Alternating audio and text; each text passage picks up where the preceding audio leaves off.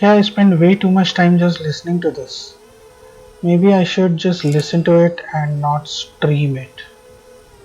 That would be a good idea. You will be able to actually fly, and at the same time you will be able to read a book.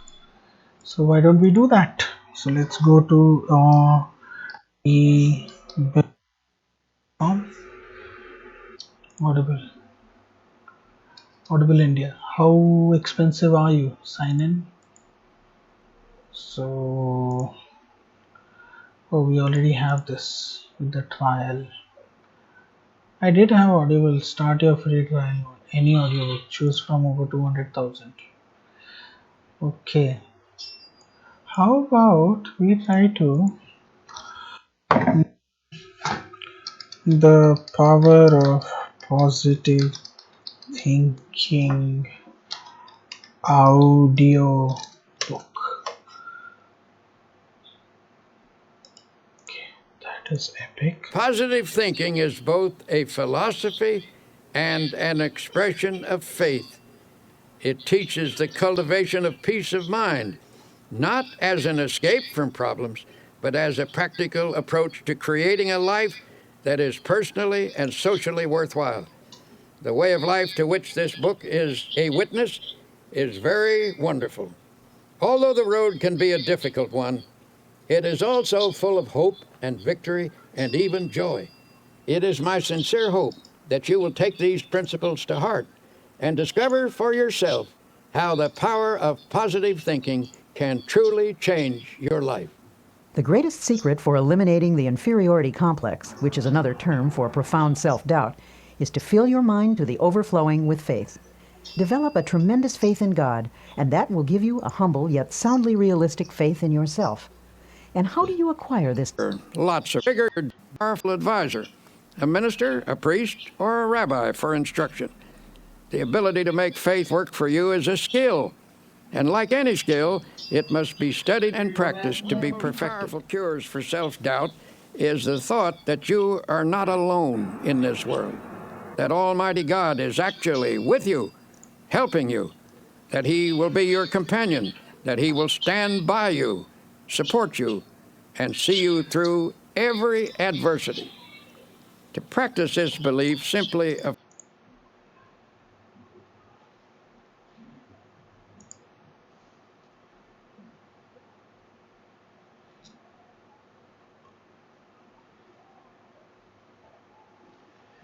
That's interesting. So why don't I the power of present PL chapter 1. I want it. A I want the woman, so I have heard. playlists. The power of positive thinking. Chapter 1.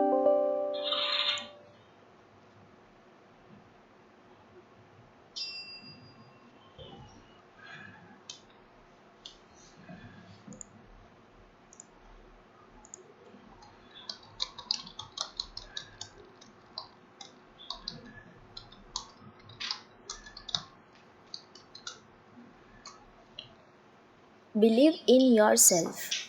Have faith in your abilities. Without a humble but reasonable confidence in your own powers, you cannot be successful or happy. But with sound self confidence, you can succeed.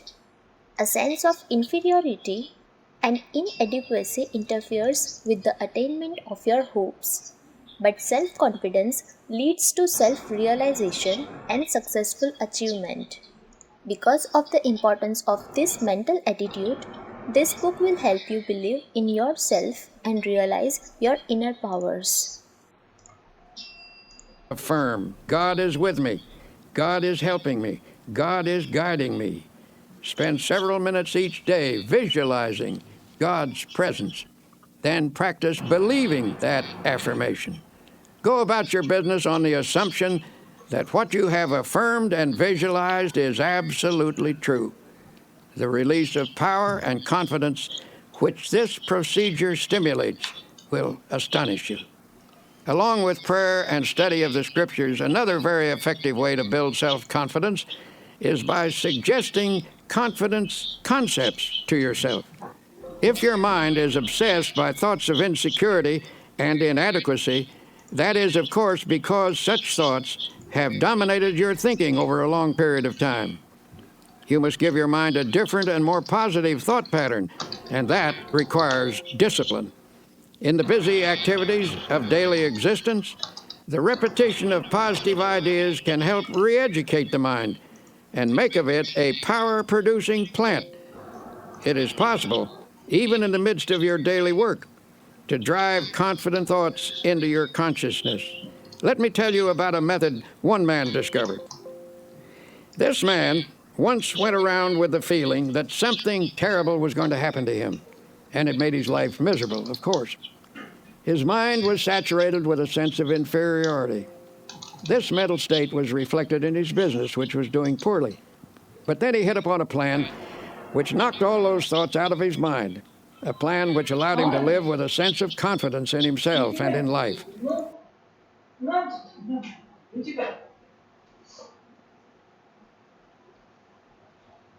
I'm a traveling salesman, he explained, and I drive around all day calling on my customers. I discovered that while a person drives, he or she thinks all kinds of thoughts. If the pattern of thought is negative, one will think many negative thoughts during the day, and that's the way I used to be, he said. I used to drive around all day between calls with my mind full of fear and defeat, and that is one of the reasons my work was going so poorly. Then he showed me his plan. In his glove compartment, he kept a pack of small cards. He chose one and clipped it on the instrument panel of his car. It read, "If you have faith, nothing shall be impossible unto you." He pulled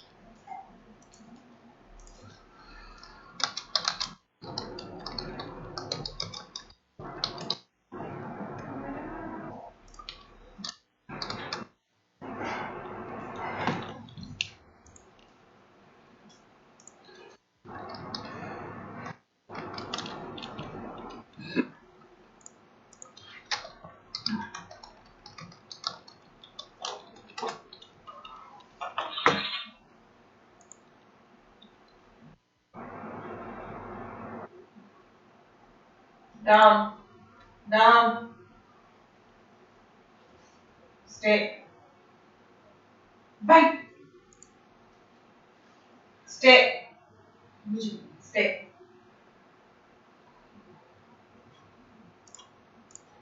out another, which read, "If God be for us, who can be against us?" He told me that as he drove around, he memorized these thoughts.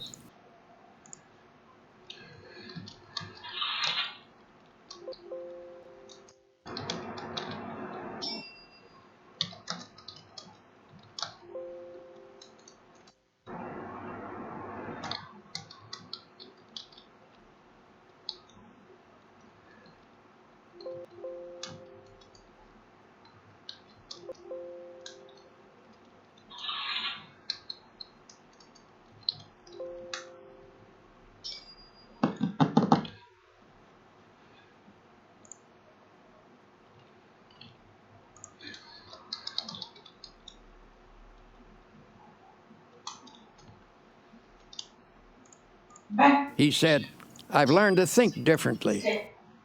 as a result of this practice. And I used to drive around all day between calls with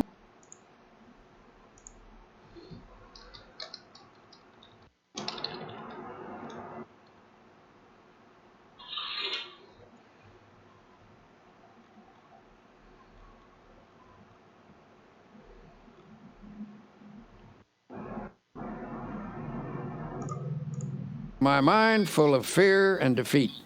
And that is one of the reasons my work was going so poorly." Then he showed me his plan. In his glove compartment, he kept a pack of small cards. He chose one and clipped it on the instrument panel of his car. It read, "If you have faith, nothing shall be impossible unto you." He pulled out another, which read, "If God be for us, who can be against us?" He told me that as he drove around, he memorized these thoughts. He said, "I've learned to think differently as a result of this practice. The old insecurities that used to haunt me are just about all gone now, And instead of thinking thoughts of defeat and despair, I think thoughts of faith and courage. It is really wonderful the way this method has changed me. It has helped my business too. For how can you expect to make a sale if you approach a customer thinking you are going to fail? This plan is a very wise one. By filling his mind with affirmations of the presence, support, and help of God, this man actually changed his thought processes. He put an end to the domination of his set free mind. Might have thought the very condition you fear. But when you fill your mind with thoughts of faith, confidence, and security, you force out all thoughts of doubt and weakness. One man I know used a process I'll repeat often in this tape. He went through the Bible and underlined every passage Preface. about At courage the time I and wrote this confidence book, it that he never could occurred find. to me that more than 2 million copies would be sold in various hardcover editions and that it would one day attract a vast new readership through a paperback edition such as this. Frankly, however, my gratitude for this event is not from the viewpoint of books sold, but in terms of the many persons to whom I have been privileged to suggest a simple, workable philosophy of living. The dynamic laws which the book teaches were learned the hard way by trial and error in my personal search for a way of life. But I found in them an answer to my own problems and, believe me, I am the most difficult person with whom I have worked. The book is my effort to share my spiritual experience, for if it helped me, I felt it might also be of help to others. In formulating this simple philosophy of life, I found my own answers in the teachings of Jesus Christ. I have merely tried to describe those truths in the language and thought forms understandable to present-day people. The way of life to which this book is a witness is very wonderful. It is not easy. Indeed, it often is hard, but it is full of joy and hope and victory. I well recall the day I sat down to begin writing the book. I knew that the best work required more ability than I possessed and therefore I needed help that only God could give. My wife and I have the policy of taking God into working partnership in all our problems and activities. So we had a very earnest session of prayer, asking for guidance, and we put the project into God's hands. When the manuscript was ready for the publisher, Mrs. Peel and I again prayed, dedicating the manuscript. We asked only that it might help people to live more effective lives. When the first book of these 2 million copies came from the press to us, it was again a spiritual moment. We thanked God for His help and dedicated the book once more. The book was written for the plain people of this world, of whom certainly I am one. I was born and reared in humble Midwestern circumstances.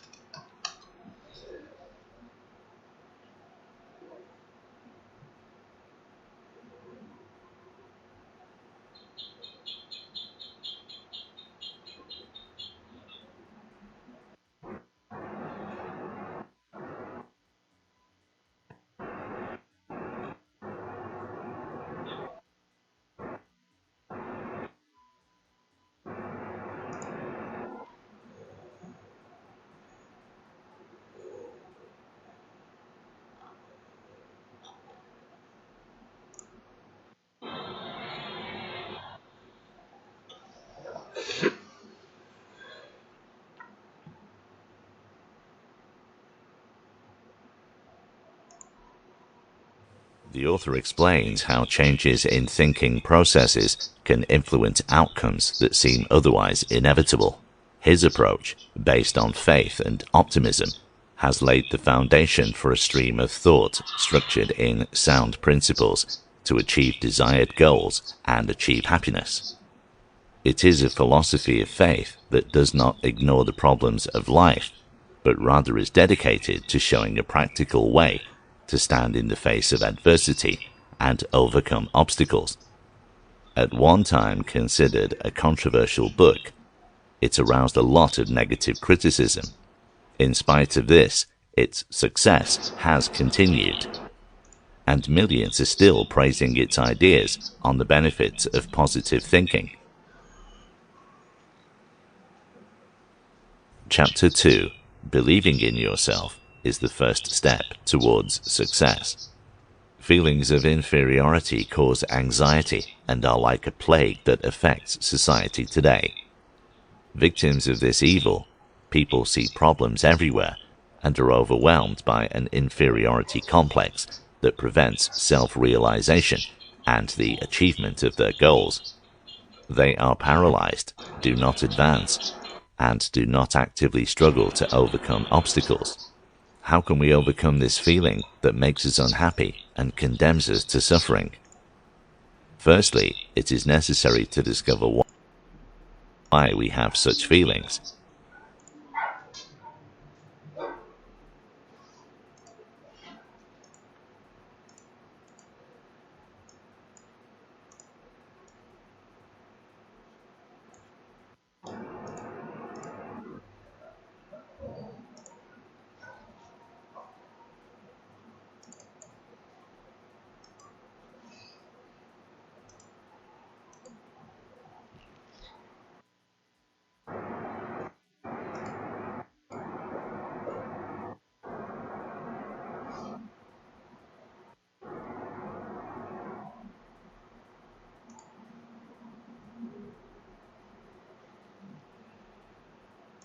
This requires analysis and will take time, and may even require help from a professional.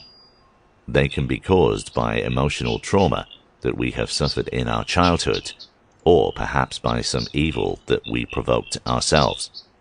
For example, perhaps you had a brilliant brother with whom you were always compared to, marking you as inferior, and since then you have felt as if that were the case.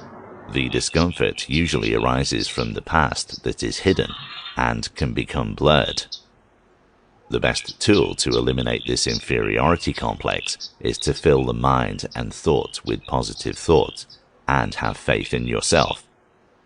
To increase confidence in yourself, suggest to your mind concepts of trust. If you are religious, rely on the sacred texts and God. Think that He is always with you and go to your spiritual advisor. Repeat to yourself that you can deal with everything, that you have the ability and the strength to overcome all obstacles.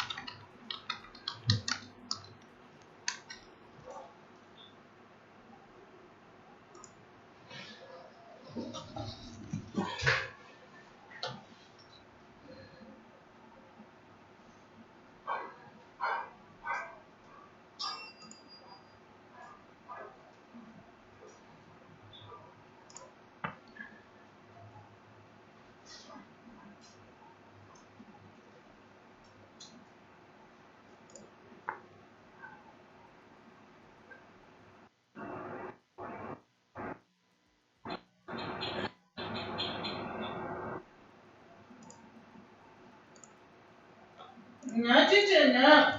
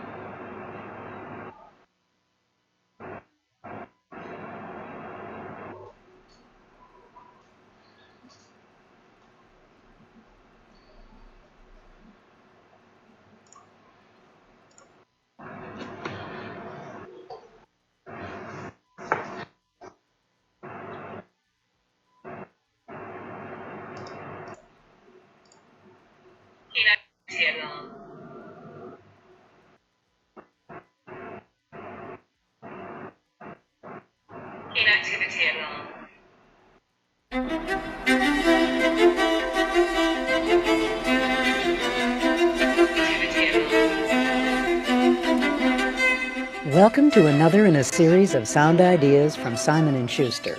Since it was first published in 1952, The Power of Positive Thinking by Dr. Norman Vincent Peale has continued to be an inspirational bestseller. Through its vivid demonstrations of the power of faith, it has helped millions of men and women find a workable method for achieving happiness and success. Our cassette will begin with a greeting from Dr. Peale himself, who will tell you why he wrote the book and why he hopes it can make a difference in your life. Then, in order to convey the essence of his work, welcome to another Simon & Schuster audio presentation.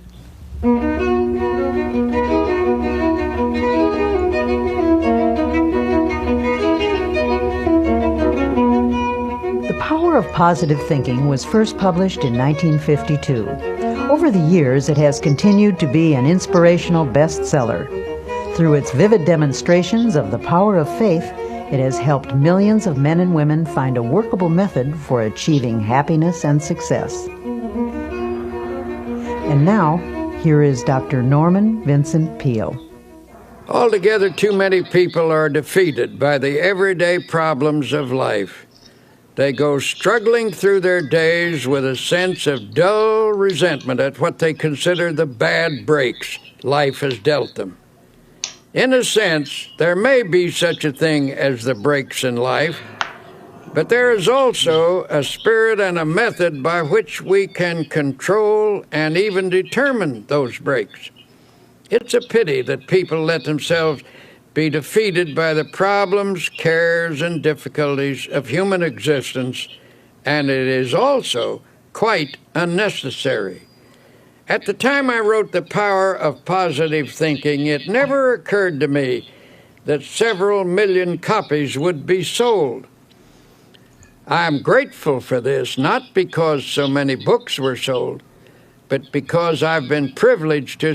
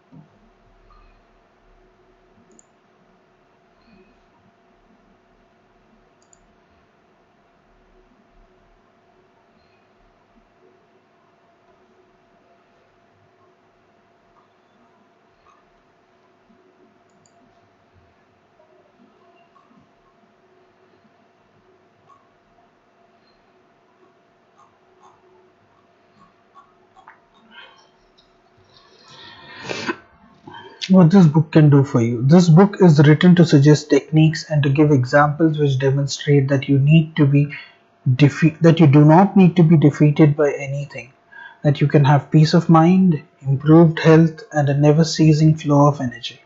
In short, that your life can be full of joy and satisfaction.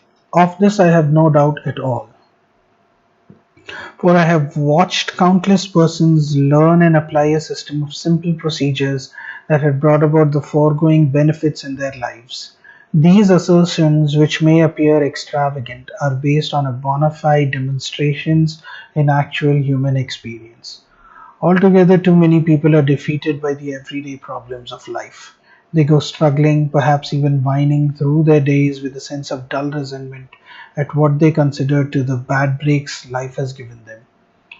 In a sense, there may be such a thing as the breaks in this life, but there is also a spirit and method by which we can control and even determine those breaks. It is a pity that people should let themselves be defeated by problems, cares, and difficulties of human existence, and it is also quite unnecessary. In saying this, I certainly do not ignore or minimize the hardships and tragedies of the world, but neither do I allow them to dominate.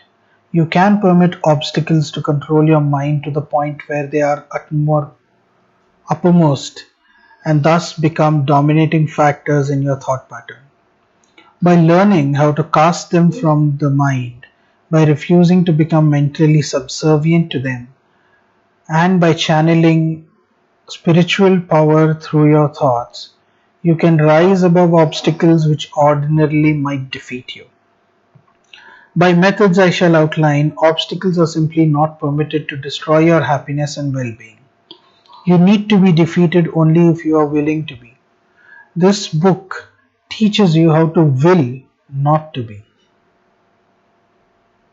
The purpose of this book is very direct and simple one. It makes no pretense to literary excellence, nor does it seek to demonstrate any unusual scholarship on my part. This is simply a practical, direct action personal improvement manual. It is written with the sole objective of helping the reader achieve a happy, satisfying, and worthwhile life. I thoroughly and enthusiastically believe in certain demonstrated and effective principles which, when practiced, produce a victorious life. My aim is to set them forth in this volume in a logical, simple, and understandable manner so that the reader, feeling a sense of need, may learn a practical method by which he can build for himself, with God's help, the kind of life he deeply desires. If you read this book thoughtfully, carefully absorbing its teachings, and if you will sincerely and persistently practice the principles and formulas set forth herein, you can experience an amazing improvement within yourself. By using the by using the techniques outlined herewith, you can modify or change the circumstances in which you now live, assuming control over them rather than continuing to be directed by them. Your relations with other people will improve. You will become a more popular, esteemed, and well liked individual. By mastering these principles, you will enjoy a delightful new sense of well being. You may attain a degree of health you may attain a degree of health not hitherto known by you and experience a new keen pleasure in living. You will become a person of greater usefulness and will wield an expanded influence. How can I be so certain that the practice of these principles will produce such results? The answer is simply that for many years in the Marble Collegiate Church, New York City, carefully notes its operation in the lives of hundreds. It is no speculative series of extravagant assertions that I make. Principles worked so efficiently over so long a period of time that they are now firm as documented and demonstrable truth. The system outlined is perfect. My writings, including several books, in my regular weekly newspaper 100 dailies, in my national radio program, in our magazine, guideposts, and in lectures in scores of scientific yet simple principles of achievement, health, and happiness. The results are invariably increased efficiency, greater happiness. Principles be put into a book form, the better to be studied and practiced. I am the title The Power of Positive. I need not point out that the powerful principles contained here are the greatest lived and who still lives. This book teaches applied Christian, simple yet scientific system of practical techniques of successful living that works. Norman Vincent Peale. Believe in yourself. Believe in yourself. Have faith in your abilities. Without a humble but reasonable confidence in our own powers, you cannot be successful or happy. But with the sound confidence, you can succeed. A sense of inferiority and inadequacy interferes with the attainment of your hopes.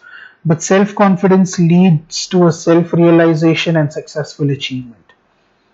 Because of the importance of this mental attitude, this book will help you believe in yourself and realize your inner purpose. It's appalling to realize the number of pathetic people who are hampered and not made miserable by the malady popularly called the inferiority complex. But you need not suffer from this trouble. When steps are taken, it can overcome. You can develop creative faith in yourself, faith that is justified. After speaking to a convention of businessmen in a city auditorium, I was on the stage greeting people when a man approached me with a peculiar intensity of manner and asked, "May I talk with you about a matter of desperate importance to me?" I asked him how to remain I asked him to remain until the others had gone. Then we went backstage and sat down. "I am in this town to handle the most important business deal of my life," he explained. "If I succeed, it means everything to me. If I fail, I'm done for." I suggested that he relax a little, that nothing was quite that final. If he succeeded, that was fine. If he didn't, well, tomorrow was another day. "I have a terrible disbelief in myself," he said dejectedly. "I have no confidence. I just don't believe I can put it over. I am very discouraged and depressed. In fact," he lamented, "I'm just about sunk. Here I am, 40 years old. Why is it that all my life I have been tormented by inferiority feelings, by lack of confidence, by self doubt? I listened to your speech tonight in which you talked about the power of positive thinking, and I want to ask how I can get some faith in myself." "There are two steps to take," I replied. "First, it is important to discover why you have these feelings of no power. That requires analysis and will take time. We must approach the maladies of our emotional life as a physician probes to find something wrong physically. This cannot be done immediately, certainly not on our brief interview tonight. It may require treatment to reach a permanent solution. But if you pull through this immediate problem, I shall give you a formula which will work if you use it. As you shall walk down the street tonight, I suggest that you repeat certain words which I shall give you. Say them over several times after you get into bed. When you awaken tomorrow, repeat them 3 times before arising. On the way to your important appointment, say them 3 additional times. Do this with an attitude of faith. You will receive sufficient strength and ability to deal with this problem. Later, if you wish, we can go into an analysis of your basic problem, but whatever we can come up with following that study, the formula which I am going to give you can be a large factor in the eventual cure.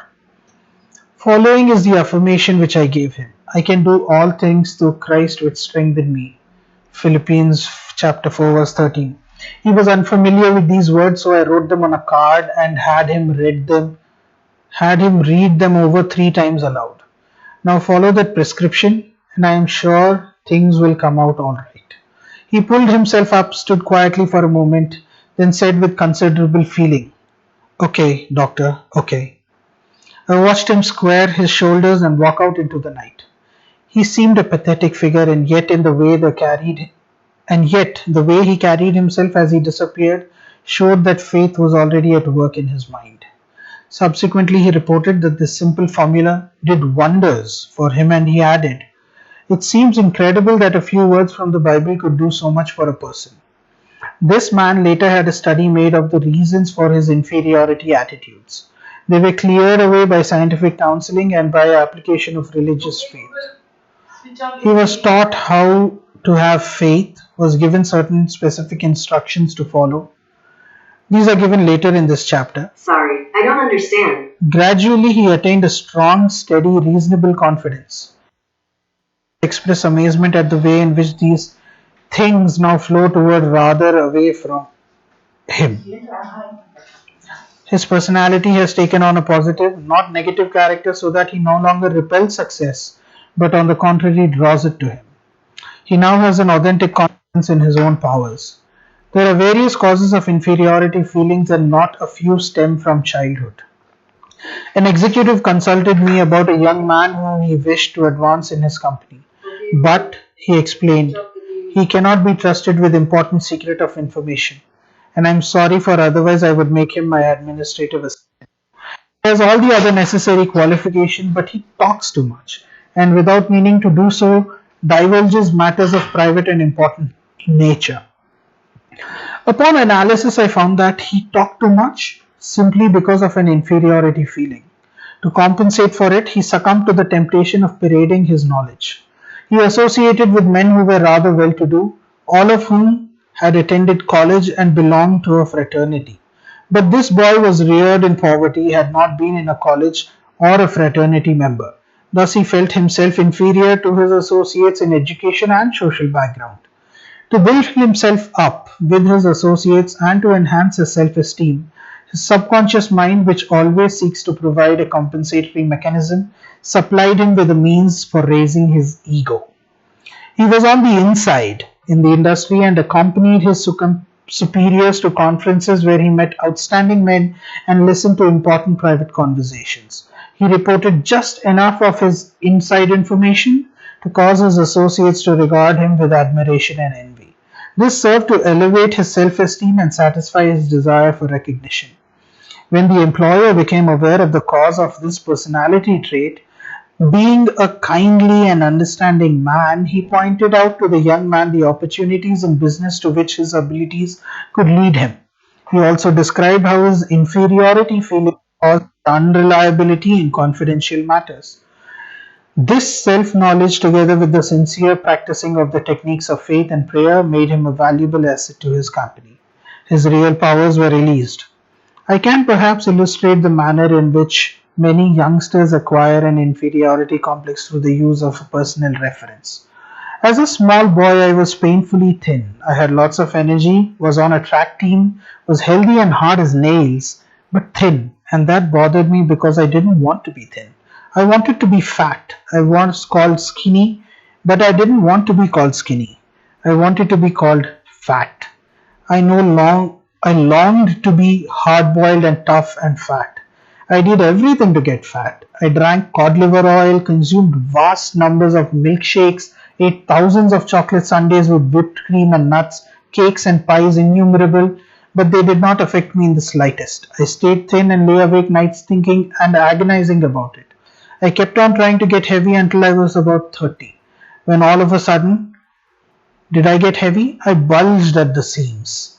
Then I became self conscious because I was so fat and finally had to take off 40 pounds with equal agony to get myself down to a respectable size. In the second place, to conclude this personal analysis, which I give only because it may help others by showing how this malady works.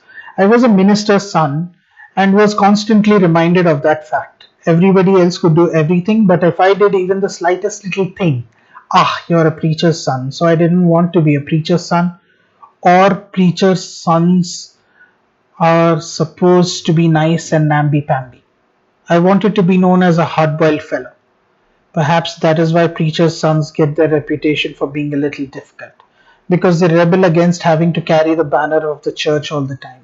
I vowed there was one thing I would never do, and that was to become a preacher. Also, I came of a family, particularly every member of which was a performer in public, a platform speaker, and that was the last thing I wanted to be. They used to make me get up in public and to make speeches when it scared me to death, even filled me with terror. That was years ago, but the twinge of it comes to me every now and then when I walk onto a platform. I had to use every known device to develop confidence in what powers the good Lord gave me. I found the solution of this problem in the simple techniques of faith taught in the Bible. These principles are scientifically sound and can heal any personality of the pain of inferiority feelings.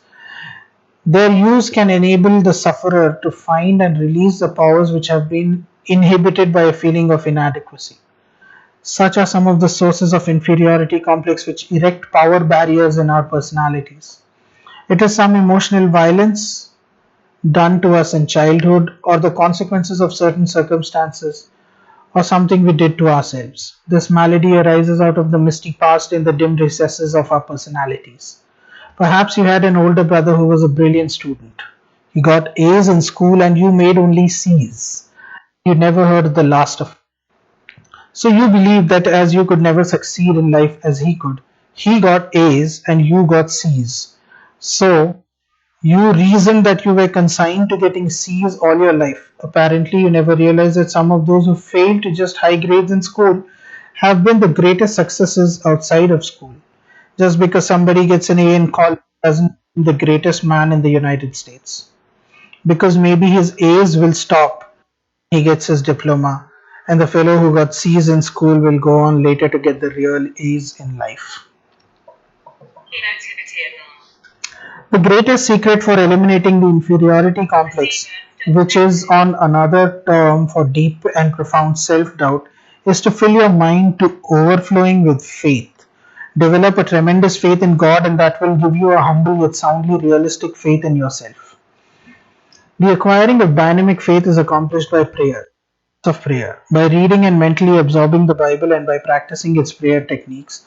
In another chapter, I deal with specific formulas of prayer. But I want to point out here that the type of prayer that produces the quality of faith required to eliminate inferiority is of a particular nature. Surface skimming, formalistic, and perfunctory prayer is not sufficiently powerful. A wonderful black woman, a cook in the home of a friend of mine in Texas, was asked how she was so completely mastered her troubles. She answered that ordinary problems could be met by ordinary prayers, but when that big trouble comes along, you have to pay deep prayers. In one of my most inspiring friends was the late Harlow B. Andrews of Syracuse, New York, one of the best businessmen and competent spiritual experts I ever knew.